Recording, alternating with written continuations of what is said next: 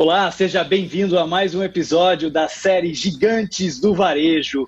Eu sou André Faria, CEO da Bluesoft, e nesta série nós estudamos as maiores empresas de varejo do mundo para que possamos aprender lições interessantes que podem ser aplicadas também no seu negócio varejista aqui no Brasil. Então fica com a gente para conhecer hoje mais sobre a Tesco, que é a maior rede de supermercados do Reino Unido. E o Reino Unido, sendo uma das maiores economias do mundo, se torna então uma rede muito interessante para que a gente possa estudar. Então continua aqui com a gente, você vai aprender bastante no vídeo de hoje. Então antes da gente começar a estudar a Tesco, eu quero lembrar a todos que eu não sou analista de valores imobiliários e que esse vídeo não representa uma indicação ou recomendação de compra, nem venda, nem investimento de ativos. O nosso intuito aqui é puramente educacional. Então, com os disclaimers feitos, podemos começar a estudar a Tesco. Bem, então, para a gente começar, eu sempre gosto de mostrar aqui o ranking global e, olhando todas as varejistas do mundo aqui no site da NRF, a gente vai encontrar a Tesco aqui no número 16, tá? Esse já é um ranking publicado aqui no ano de 2020. Então, a gente vai encontrar aqui em 76 bilhões de dólares, né? Lembrando que a Tesco é uma empresa do Reino Unido, então na realidade o faturamento dela é em libras esterlinas e aqui a gente tem uma conversão para o dólar. Mas com essa maluquice toda que o câmbio, né, está se tornando esse ano, esse valor aqui pode mudar bastante a depender da conversão. Inclusive, não sei se você sabe, mas o mercado, né, de Forex, de moedas, dólar e libra esterlina é o maior mercado de moedas do mundo. Então existe muito câmbio, muita troca entre essas moedas realmente. Então, olhando aqui já no site da Tesco, a gente consegue ver que é uma empresa também global. Ela tem a grande maioria de suas lojas no Reino Unido, na região toda da Europa. Ela tem capital aberto na Bolsa de Valores de Londres, tem também alguns outros países da Europa, e ela pode ser negociada pelo mundo através dos recibos de depósito, como, por exemplo, a gente tem nos Estados Unidos as ADRs, né? Aqui no Brasil a gente tem as BDRs, que inclusive agora em novembro de 2020 começam a poder ser negociadas por qualquer pessoa física. Então qualquer pessoa física pode comprar, por exemplo, BDRs, né? Da Disney ou da PepsiCo ou de qualquer outra empresa norte-americana, por exemplo, na Bolsa de Valores aqui brasileira, na B3. Mas o que interessa para a gente, então, olhando aqui, é que é uma empresa global que está presente basicamente na Europa e na Ásia. A Tesco já tentou entrar nos Estados Unidos, fez um investimento interessante lá, chegou a abrir mais de 100 lojas, né? Ela tinha uma marca diferente de Tesco lá, mas não deu muito certo. Ela acabou vendendo as operações com prejuízo e resolvendo sair da América, permanecendo então apenas na Europa e na Ásia, né? E nessa região ela tem bastante relevância, né? Como a gente falou, é a maior do Reino Unido, que é uma das maiores economias que a gente tem no mundo. Então o faturamento em libras, né, de 2019 de 56,5, né, bilhões de libras esterlinas e com 2,9 aqui bilhões em resultado, né, gerando mais de 2 bi de libras de caixa nesse ano. Então aqui a gente vê um pouquinho, né, dos países que ela está presente, principalmente a marca Tesco mesmo. Essa marca está presente tanto no Reino Unido, como na Europa, como na Ásia, e ela tem essa outra bandeira aqui, que é a Booker, que é uma bandeira atacadista de distribuição também, tá? Então ela não atua somente no varejo. Muito bem, e daí para a gente poder conhecer um pouquinho mais, a gente vai começar a olhar as apresentações aqui disponíveis no site de relacionamento com investidores, né? Um outro número bacana aqui que a gente já encontra logo no site é que ela tem mais de 400 mil colaboradores. Aqui a Tesco usa a palavra colegas, né? Assim como a Walmart, por exemplo, usa associados, ela chama seus colaboradores de colegas e não de funcionários, por exemplo, né? E é muito interessante, ela tem uma cultura bastante forte e está sempre pregando essa cultura em todo o seu site, na comunicação visual da companhia. Então, ela tem uma cultura bastante interessante que a gente vai conhecer um pouco mais agora, então, nos documentos oficiais. Bem, e eu quero começar, então, pelo relatório anual do ano de 2020, tá, pessoal? Lembrando que, assim como nos Estados Unidos, as companhias no Reino Unido também podem ter um ano fiscal que varia um pouquinho em relação ao nosso ano de janeiro a dezembro. É por isso que o relatório de 2020 já está disponível. A gente vai ver mais à frente qual é esse período. Interessante saber que a companhia foi fundada em 1919, então já é uma companhia bastante tradicional, né, na região de Londres, lá no Reino Unido, que ela foi fundada, e ela tem, né, como seu propósito servir, né, os consumidores de forma um pouquinho melhor todos os dias. Então ela tem essa ideia de melhoria contínua, de ser cada vez melhor na sua cultura. Eu particularmente acho muito interessante porque aqui na BlueSoft a gente tem um mantra, né, interno dos colaboradores, que é justamente better every day, então a cada dia melhor. Então para mim é muito interessante esse tipo de filosofia que pode ser aplicada nas empresas. Me identifiquei bastante, gostei bastante. E eles falam também de colocar os seus clientes, seus consumidores, né, no centro de tudo que eles fazem e sempre lembrar do impacto no consumidor para todas as decisões que eles tomam no dia a dia. Então, quando a gente olha aqui o ano de 2020, o ano fiscal de 2020, a gente vê que houve uma leve redução nas vendas totais do grupo. A gente vai entender um pouquinho mais esses números quando a gente começar a se aprofundar. Mas, em contrapartida, a gente vê que a companhia gerou mais caixa, né, 132% mais caixa, e também conseguiu remunerar melhor seus acionistas, seus investidores, tá? Então, interessante esse movimento aqui. Apesar das vendas terem sido menores, os resultados foram melhores, né? Só de olhar esses números aqui, já dá alguma indicação para a gente de que aumentou a eficiência da companhia, possivelmente fecharam lojas pouco performáticas e cresceram, talvez abriram lojas novas com performance melhor também. A gente vai entender um pouco disso mais à frente. Então, né, nos relatórios é sempre interessante procurar essa informação. Aqui a gente já começa, né, vendo que o ano fiscal ele termina em fevereiro de 2020. Então, essa informação que a gente vai ver aqui no relatório anual é até fevereiro de 2020, até final de fevereiro. Mas eu também já deixei aqui preparado o último resultado publicado da companhia, que acabou de ser publicado. Então, a gente já vai conseguir ver dados bem mais recentes logo a seguir. Como sugeriram os números lá que a gente viu, a companhia passou por um turnaround, né? Então, é interessante que depois do turnaround também já estão fazendo aqui, ó, uma sucessão do CEO, né? Então, geralmente é interessante porque existe essa fama dos CEOs norte-americanos que tem um CEO que é um CEO de turnaround, um outro CEO que é um CEO de crescimento. Então, os CEOs eles vão desenvolvendo competências e vão se tornando especialistas, de certa maneira, em levar uma determinada companhia de um ponto A até um ponto B. Então, CEOs de turnaround são bastante conhecidos também. E é natural, é até normal que depois de um turnaround, né, o perfil do CEO mude, por isso exista uma substituição. Aqui eles comentam então da troca, né, do CEO, da sucessão. Quem vai assumir agora é o Kim Murphy, né, que vai pegar o bastão aqui do Dave, que foi o CEO anterior. Já comentam bastante aqui de Covid, né, apesar de que estava lá no comecinho, em fevereiro ainda, né, a gente mal imaginava o que viria pela frente ainda nessa época.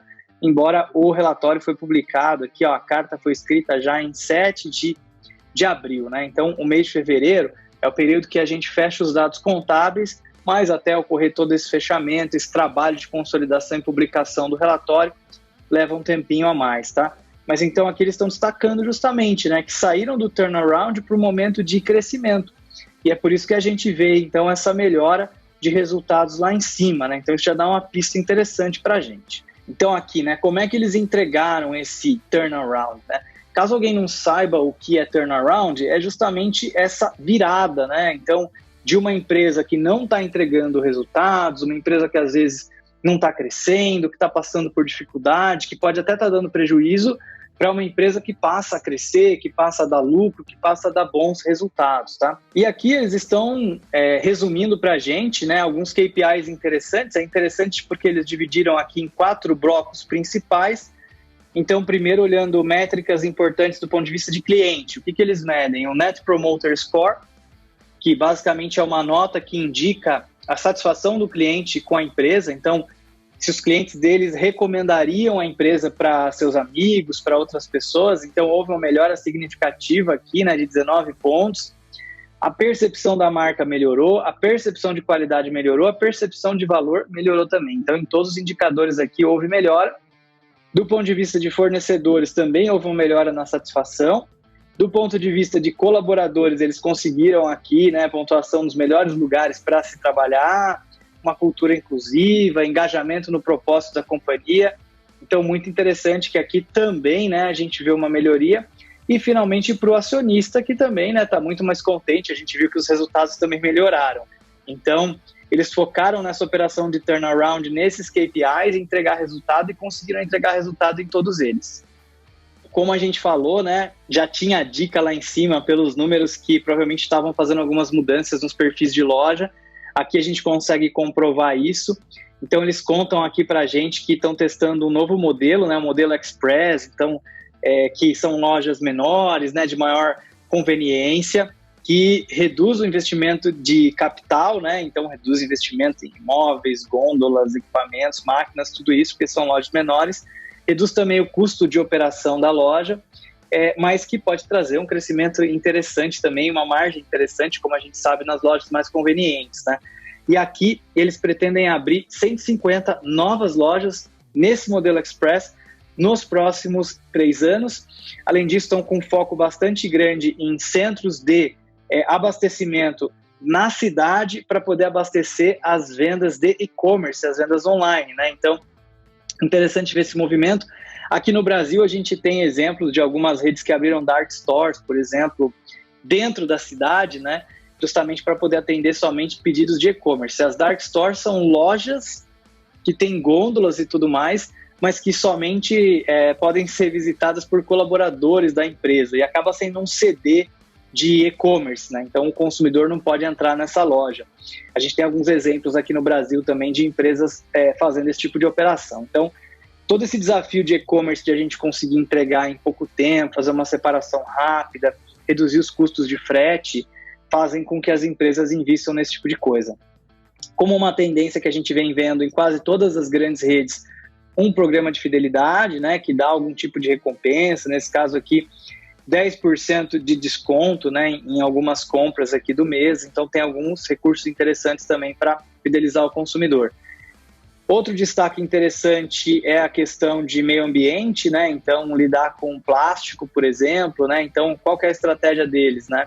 Remover onde dá para remover, reduzir aonde não dá para remover, reutilizar cada vez mais e reciclar tudo que sobra. Então eles têm um compromisso bastante grande aqui com a reciclagem e estão entregando resultados muito bacanas. Outra coisa que me chamou a atenção, pessoal, é a questão de simplificar a vida do colaborador.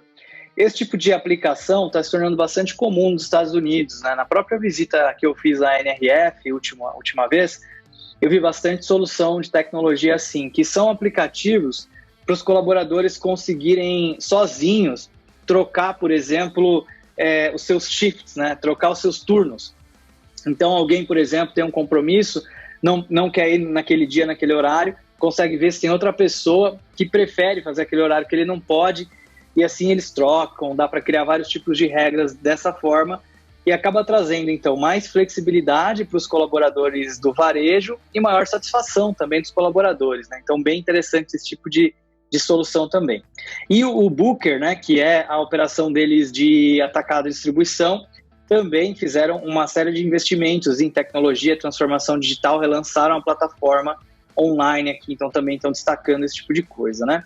E outros investimentos que todo mundo vem fazendo para melhorar as suas vendas online. A gente vem falando bastante sobre essa grande tendência que a pandemia trouxe, mas que veio para ficar. Então eles têm esse foco bastante grande em melhoria, né? Aqui um destaque interessante também para marcas próprias, então mais uma rede que vem trabalhando com marcas próprias, mais uma rede também que tem operação de banco, tá? Para financiar as compras dos consumidores e tudo mais. A gente tem também casos aqui no Brasil, né, de grandes redes varejistas que também operam com uma linha de banco. A Tesco não é diferente lá no Reino Unido.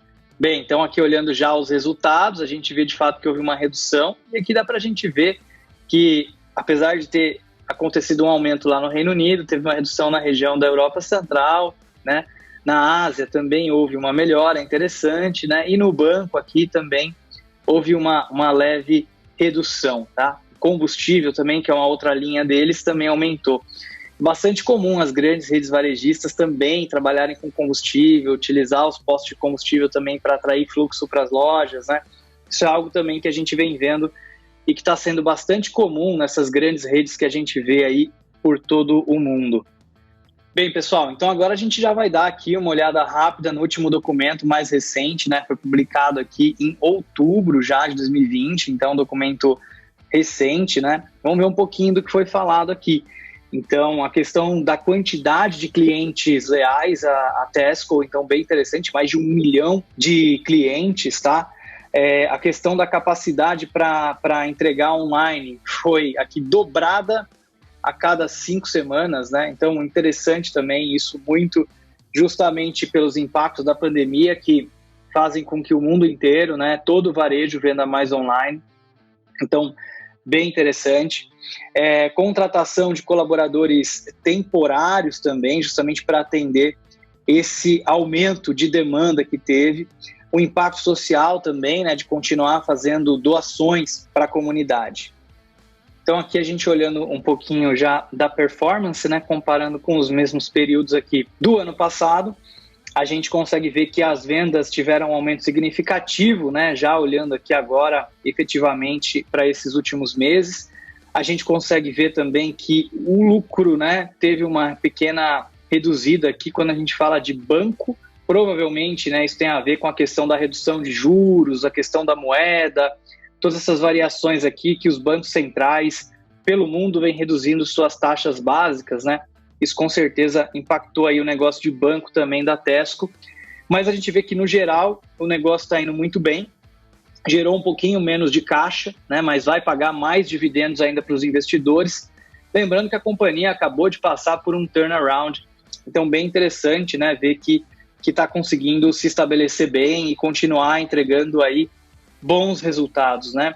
As vendas seguem crescendo, praticamente aí em todos os negócios. Teve uma pequena queda na Europa que a gente já viu que tinha acontecido no último relatório anual e que o banco também vinha caindo, né? Então aqui a impressão que dá para a gente é que a grande força da Tesco está realmente no negócio de varejo e atacado, principalmente no Reino Unido. Aqui a gente já entrando um pouquinho nas categorias, né? Então a gente percebe que, como a gente falou, ela está investindo nas lojas Express, que são as lojas de conveniência, então teve um aumento aqui interessante, né?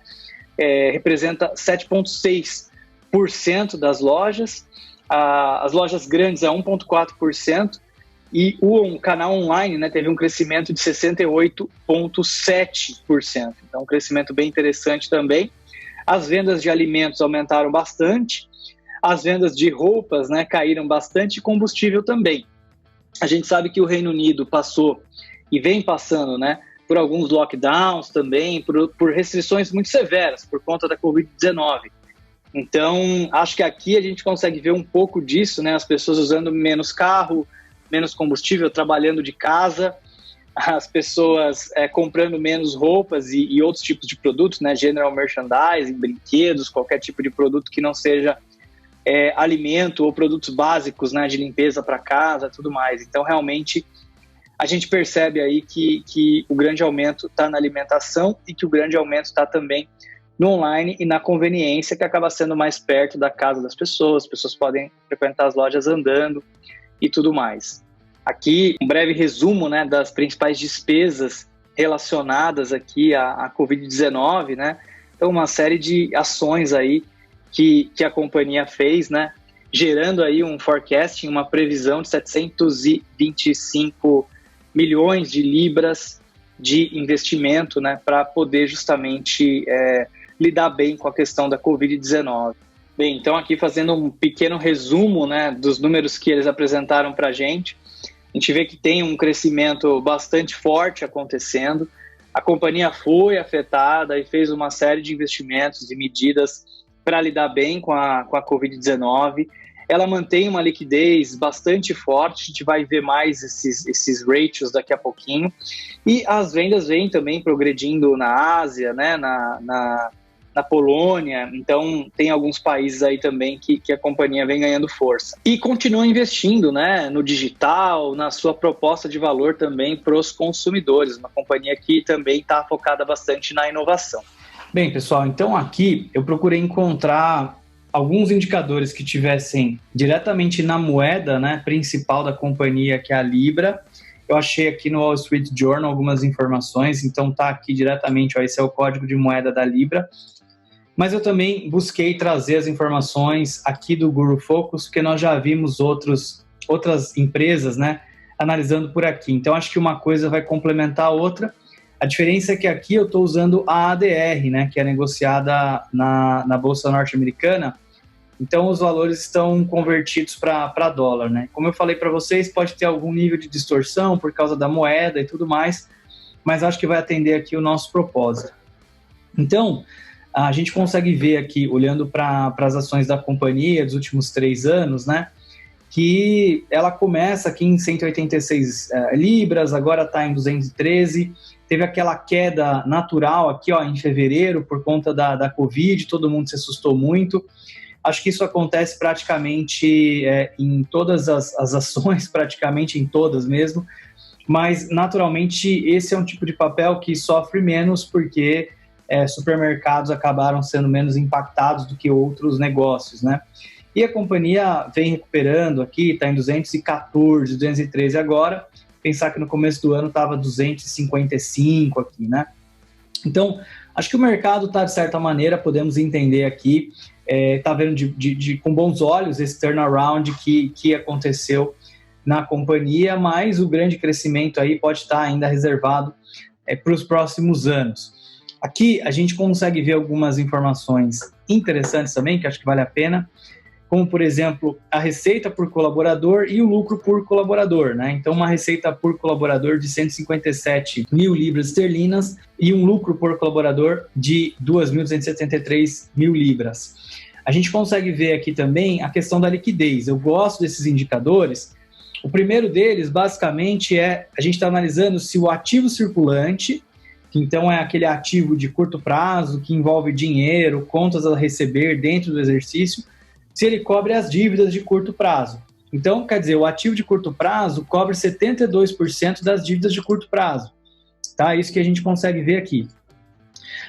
Se a gente tirar o estoque, a gente vai chegar aqui no indicador de 58%. A gente sabe que estoque em operação de supermercado, atacadista, é bastante forte, tá? Então, por isso que tem essa queda aqui. Quer dizer, sem considerar o estoque, o ativo circulante da companhia cobre 58% do passivo circulante, da dívida de curto prazo. E quando a gente considera somente o dinheiro e equivalentes de dinheiro, que são aquele valor realmente com maior liquidez, né, cobre 26% mais ou menos. E aí, se a gente olhar aqui a estrutura de capital, ele dá mais alguns indicadores interessantes, né? Então, comparando aqui dívida com o patrimônio líquido da companhia, comparando aqui dívida com o total de capital da companhia e comparando aqui a dívida com o ativo. Mas aí eu já prefiro mostrar para vocês lá no Guru Focus, porque a gente vai ter a comparação com outras empresas da indústria.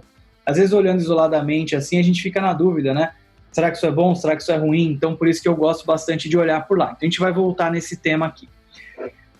A margem, né, bruta da companhia é 7,43%, então uma margem bruta aqui baixa, né? Se a gente comparar com outras margens brutas que a gente já analisou. Lembrando que tem aquela operação bancária, né, que teve uma queda. Então, aqui, quando a gente olha uma companhia que ela não é puramente de varejo, que ela tem uma operação de banco junto, isso pode confundir um pouquinho, né? Então, aqui a gente está vendo banco junto com loja de conveniência, junto com varejos maiores, então isso pode confundir, junto com operação de atacado.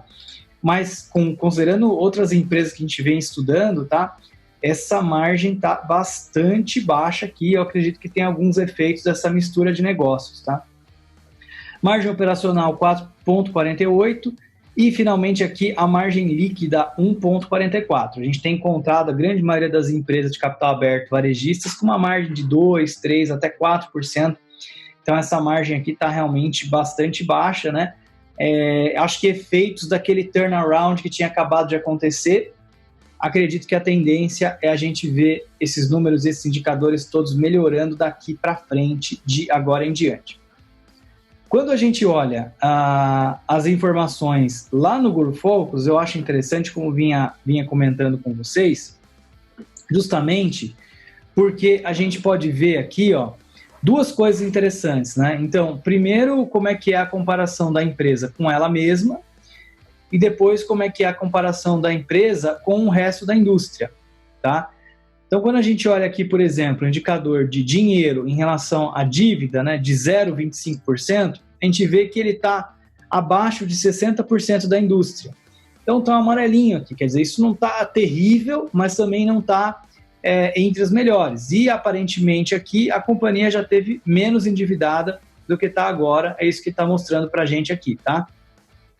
Quando a gente compara, então, aqui, a dívida com o EBITDA, está menor do que 4.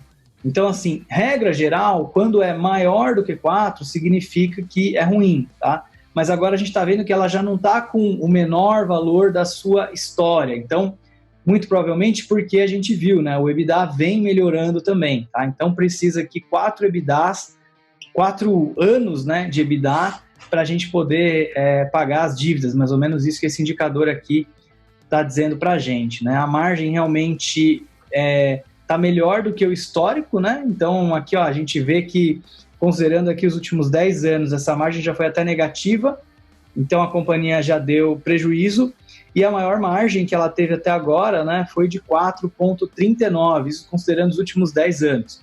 Então, considerando com a sua história, a gente vê que para a grande maioria dos indicadores de lucratividade, ela está melhorando, o que mostra que aquele turnaround que estava sendo prometido, de fato, vem acontecendo, tá?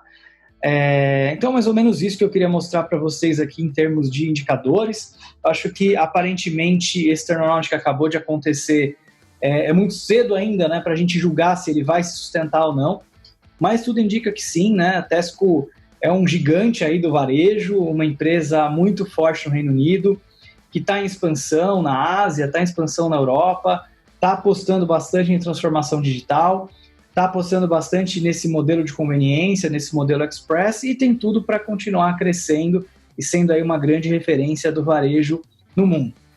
Muito bem, eu espero que você tenha gostado, tanto quanto eu, de aprender um pouco mais sobre essa grande rede supermercadista do Reino Unido. Então, se você gostou desse vídeo, não esquece de deixar o seu like, coloca aqui nos comentários o que você achou mais interessante sobre isso tudo que nós vimos. E comenta também sobre qual a próxima rede varejista, qualquer uma aí do mundo que tenha capital aberto, que você gostaria que nós estudássemos e comentássemos mais aqui nessa série. Então compartilhe esse vídeo com todo mundo que você sabe que pode se interessar por esse conteúdo. E se você estiver precisando de um RP 100% web na nuvem, moderno, para alavancar os resultados da sua empresa, saiba que pode contar com a gente aqui na BlueSoft.